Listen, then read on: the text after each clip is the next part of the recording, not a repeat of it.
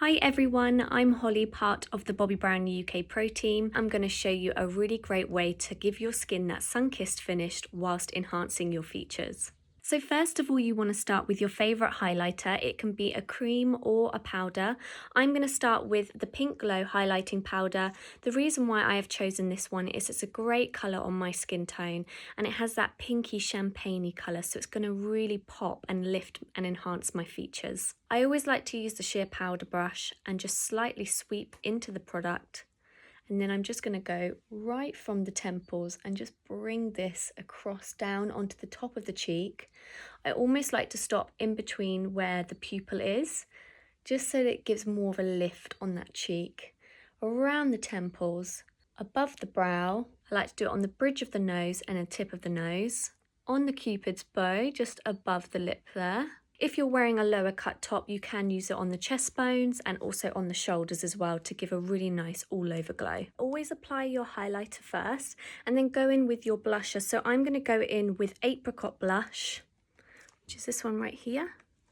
And then I'm just going to pop this onto the apples of the cheeks and then bringing it a little bit higher up onto the higher point of the cheek.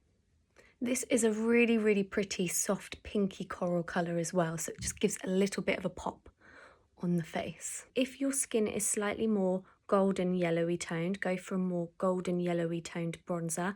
If you are a little bit more neutral, go for a more neutral toned. And if you have a little bit of a pinkiness into your skin, a little bit more redness, always opt for that slightly pinkier tone so that you are mimicking the natural colours in your skin. So because my skin is more of a golden yellow undertone, I'm opting for Golden Light in the bronzing powder. We do have a variety of shades of these in golden neutral and cool undertones, so make sure that you choose the right one for you. And then I'm going in with the angled face brush as well, and the reason why I've chosen this brush is that it's tapered to give me that real nice structured and defined look. So I always like to start my bronzer at the top of the forehead, working its way round to the bottom. So naturally we catch the sun on the top of our forehead. A lot of people forget to actually put bronzer here, but when we catch the sun, this is the place that we always seem to catch it. So this part can be quite soft and natural, so we don't need to go too defined here. Bringing it round the temples. And then this is where we get a little bit more detailed. I'm just going to go right, I'm going to start right at the top of the ear, and I'm just going to gently sweep underneath the cheekbone because I want it to mimic that shadow. Sometimes pouting can help.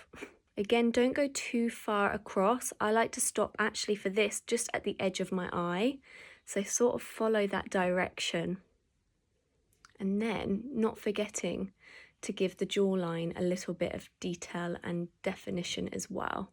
Our face and our chest is always warmer, so we want to connect the face to the chest by warming up this part here.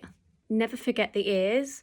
The ears, I find, never seem to tan on me, so make sure you always bronze the ears.